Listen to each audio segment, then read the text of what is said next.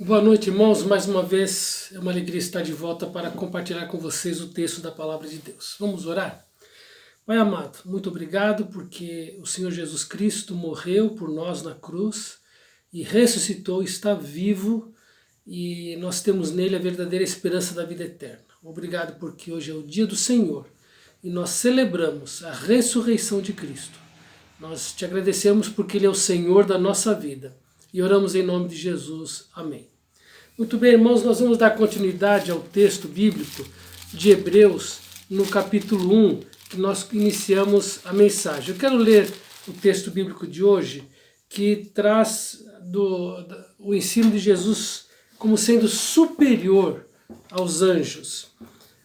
O título diz assim: Cristo, o Filho, os anjos são seus ministros. De Hebreus capítulo 1, versículo 5 diz assim: Pois a qual dos anjos disse jamais, Tu és meu filho, eu hoje te gerei? E outra vez, eu lhe serei pai e ele me será filho? E novamente, ao introduzir o primogênito no mundo, diz, e todos os anjos de Deus o adorem. Ainda quanto aos anjos, diz, aquele que a seus anjos faz ventos e a seus ministros labareda de fogo. Mas acerca do Filho, o teu trono, ó Deus, é para todo sempre, e cetro de equidade é o cetro do teu reino. Amaste a justiça e odiaste a iniquidade. Por isso, Deus, teu Deus, te ungiu com óleo de alegria, como a nenhum dos teus companheiros. Ainda, no princípio, Senhor, lançaste os fundamentos da terra, e os céus são obras das tuas mãos. Eles perecerão, tu porém permaneces. Sim, todos eles envelhecerão. Qual veste? Também qual manto os enrolarás? E como vestes, serão igualmente mudados. Tu, porém, és o mesmo, e os teus anos jamais terão fim. Ora, a qual dos anjos jamais disse, assenta-te à minha direita, até que eu ponha os teus inimigos por estrado dos teus pés? Não são todos eles espíritos ministradores enviados para serviço a favor dos que hão de herdar a salvação? Muito bem, irmãos, aqui nós, a partir do último, da mensagem que nós tivemos de Hebreus, quando nós falamos acerca de Jesus Cristo, como sendo, aqui no versículo 4, o resplendor da glória e a expressão exata do seu ser, sustentando todas as coisas pela palavra do seu poder. Então, na primeira mensagem, parece que o finalzinho foi interrompido.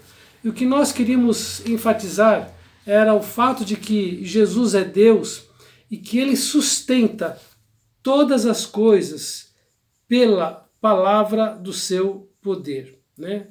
Então, vamos lembrar algumas perguntas que ficam em nossa mente, não é? Por que Deus, sendo Deus, e Cristo sendo o Criador de todas as coisas e sustentador de todo esse universo, tem permitido este vírus trazer tanta perturbação ao mundo inteiro? Por que será? Por que Deus permitiu uma coisa dessa? Por que Deus, sendo Deus e sustentador de tudo, permite que tragédias acontecem na vida de pessoas? E muitas vezes nós, como cristãos, acabamos por sofrer também em meio a todas estas situações. O que temos que lembrar é que Deus continua sustentando todas as suas coisas, e quando Ele permite algo assim, é porque Ele está agindo na humanidade. Ele está agindo nos corações das pessoas. Talvez pelo fato de que a humanidade tem se esquecido de Deus, tem desprezado Deus, tem buscado outros deuses e se esquecido do verdadeiro Deus. Deus então tem um propósito de chamar a atenção da humanidade para si. Isto revela a graça de Deus. Isso revela o quanto Deus ama o pecador e quer que o pecador se volte para si, para que ele possa oferecer o perdão e a vida eterna. Então essa pergunta, por que o mal existe? Porque Deus permite dias de trevas e sofrimento. Como explicar as catástrofes? Deus permite tudo isto, porque Ele tem um propósito para as nossas vidas. Quero lembrar algumas verdades que a Bíblia traz. A primeira verdade é que a terra foi amaldiçoada por causa da entrada do pecado no mundo. O fato é que as trevas dominam por causa da ausência de Deus na vida das pessoas. O mal se explica porque as pessoas se afastaram de Deus. Então, quando Deus permite a ação do mal, é porque ele tem um propósito. Deus pode tornar o mal em bem no cumprimento dos seus propósitos. Lembra de José? José padeceu tantas situações difíceis. Foi vendido pelos seus irmãos, foi levado por uma caravana de ismaelitas, tornou-se escravo lá no Egito, servo de Potifar, e foi para a prisão, e finalmente Deus o exaltou, porque no meio de tudo isso Deus estava realizando seu plano para poder salvar a sua própria família.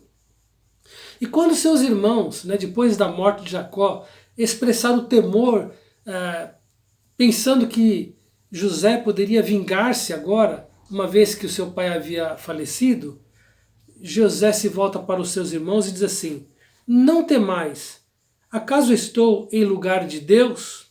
Na verdade, intentaste o mal contra mim, porém Deus tornou em bem, para fazer como vedes agora, que se conserve muita gente com vida. Esse texto está escrito lá em Gênesis capítulo 50, versículos 19 a 20. Então, de alguma forma, Deus pode e vai trazer em bem tudo isso que está acontecendo, porque Ele sustenta todas as coisas pela palavra da sua boca. Bom, retornando à situação dos judeus, vamos lembrar que devido às perseguições, às aflições e sofrimento, muitos deles estavam abandonando o cristianismo, se voltando para o judaísmo. Então Deus quer mostrar a esses cristãos, a essas pessoas que estavam desistindo de cristianismo, estava mostrando para eles a superioridade de Cristo sobre tudo aquilo que o judaísmo representava ou aquilo que o judaísmo proporcionava. Jesus, ele está dizendo aqui, Jesus é superior aos anjos. É interessante nós lembrarmos que o tema anjo era muito forte na vida do povo judeu. Se nós lembrarmos, se nós buscarmos na palavra de Deus a manifestação dos anjos, nós vamos verificar várias situações. Por exemplo, o anjo do Senhor aparece a Agar quando ela é despedida por Abraão. Então o anjo do Senhor vem e conversa com Agar para que ela retornasse à sua senhora, pedisse perdão, se humilhasse. Mas um anjo veio falar com Agar. Nós vamos lembrar que 2 anjos apareceram a Ló antes de destruir Sodoma e Gomorra, para livrá-lo da morte. Nós vamos lembrar em Gênesis capítulo 28, versículos 10 e 12, a visão que Jacó teve quando fugia de Esaú.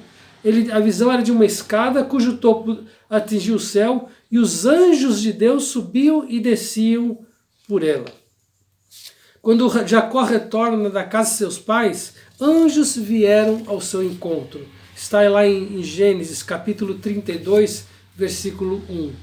Em 1 Samuel capítulo 24, versículos 16 e 17, há o registro de quando Deus manda uma peste para castigar Davi,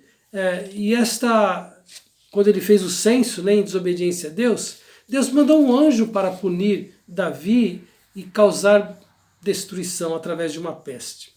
Em Números 22, 31, quando Balaão foi atender ao pedido de Balaque, um anjo se coloca na frente da jumenta e para que ela se desviasse do caminho. Em outras situações, como o anjo na fornalha de fogo, lá juntamente com os 3 amigos de Daniel, o anjo na cova dos leões, e é interessante que aqui quando a palavra o anjo do Senhor com letra maiúscula, nós podemos entender que nestas situações seria a manifestação de Jesus Cristo no Velho Testamento através de alguns personagens bíblicos. Mas o fato é que a doutrina dos anjos era muito forte na vida do judeu, até porque ele segue o Velho Testamento e ele conhece todas essas manifestações de anjos. Muito bem, no Novo Testamento nós temos também algumas aparições de anjos, dentre elas quando o anjo abriu as portas da prisão para Pedro. Então quem são os anjos? O que são os anjos? Então os anjos são seres criados. são seres inteligentes, são seres espirituais, são seres assexuais que estão a serviço de Deus. Em Hebreus capítulo 1, versículo 14, fala que eles estão em serviço, em benefício àqueles que hão de herdar a salvação, ou seja, em benefício da igreja. Hebreus 1,14 diz assim: não são todos eles espíritos ministradores enviados para serviço a favor dos que hão de herdar a salvação? Então, nesses versículos 4 a 14, o autor de Hebreus aborda o tema de Jesus Cristo ser superior aos anjos. E por quê? É porque provavelmente, e pela maneira como o autor aborda esse tema aqui em Hebreus, isso nos traz o pensamento de que alguns deles estavam prestando culto em adoração a anjos. Ou alguns deles faziam uma ideia exagerada sobre a importância dos anjos dentro do sistema religioso deles. O fato que isto era uma influência dos chamados gnósticos, que eram um grupo de pensadores. A palavra gnóstico vem da palavra conhecimento. Eles achavam que, através do conhecimento, eles podiam ter compreensão das verdades espirituais e, de acordo com o entendimento deles, anjos eram seres superiores que deveriam ser adorados e os tinham como mediadores da revelação e da salvação. Então era uma filosofia, era um pensamento religioso desses gnósticos que influenciaram a mente de alguns judeus. E que, por conta desta influência, talvez eles estivessem venerando, adorando os anjos.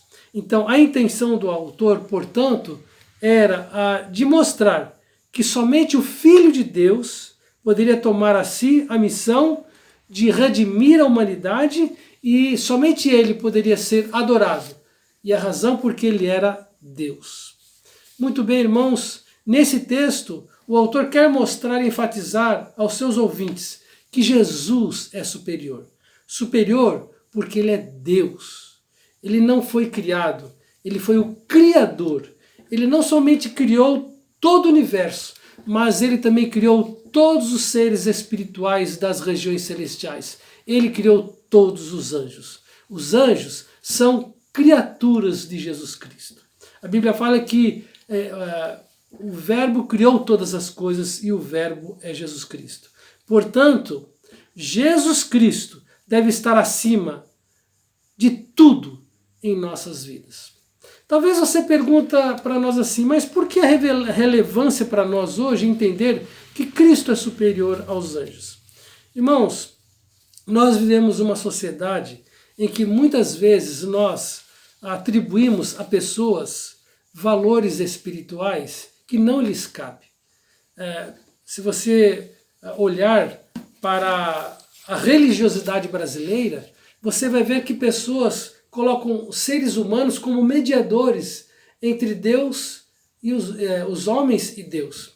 E muitas vezes essas pessoas, na sua religiosidade, acabam por venerar, por adorar esses mediadores que eles colocam e que não passa de idolatria. Na verdade, a Bíblia fala que há um só mediador entre Deus e os homens. E este mediador é a pessoa de Jesus Cristo. Isso está descrito lá em 1 Timóteo, no capítulo 2, no versículo 5. Eu quero ler para vocês neste momento, para que vocês reflitam nesta verdade. 1 Timóteo capítulo 2, 5, que diz assim: porquanto há um só Deus e um só mediador entre Deus e os homens, Jesus Cristo, homem, o qual a si mesmo se deu em resgate por todos, testemunho que se deve prestar em tempos oportunos. Então, muitas vezes, e até se nós pensarmos em alguns grupos que se dizem cristãos e evangélicos, nós vamos ver pessoas quase que deificando os seus pastores e seus líderes. Eles ensinam coisas que muitas vezes não estão na palavra de Deus, mas os seus adeptos têm as suas palavras como verdade e não questionam. quando nós temos que entender que a Bíblia, somente a Bíblia é a palavra de Deus.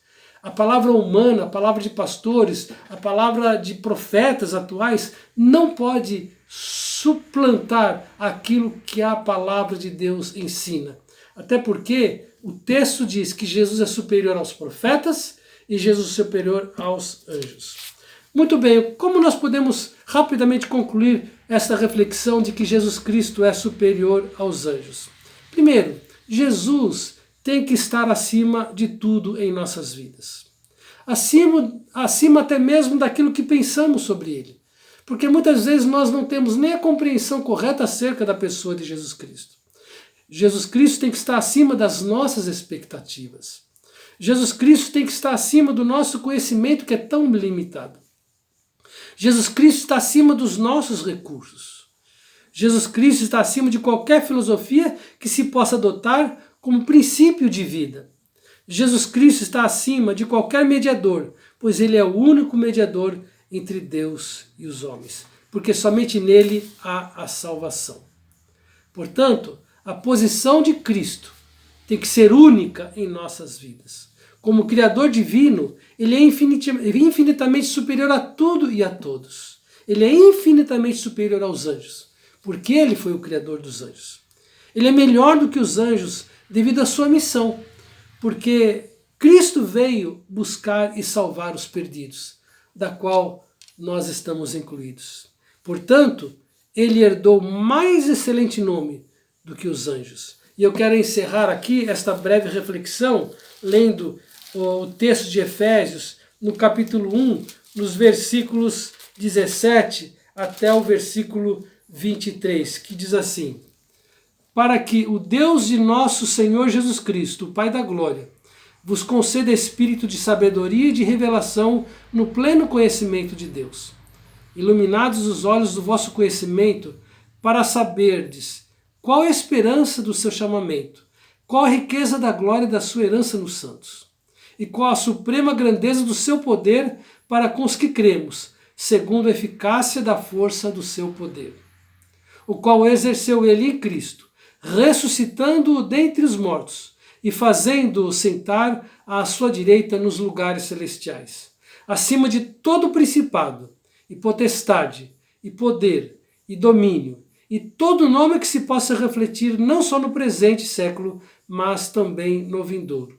E pôs todas as coisas debaixo dos pés, e para ser o cabeça de todas as coisas, o deu à igreja, a qual é o seu corpo, a plenitude daquele que a tudo enche em todas as coisas. Amém. Jesus Cristo é o Senhor.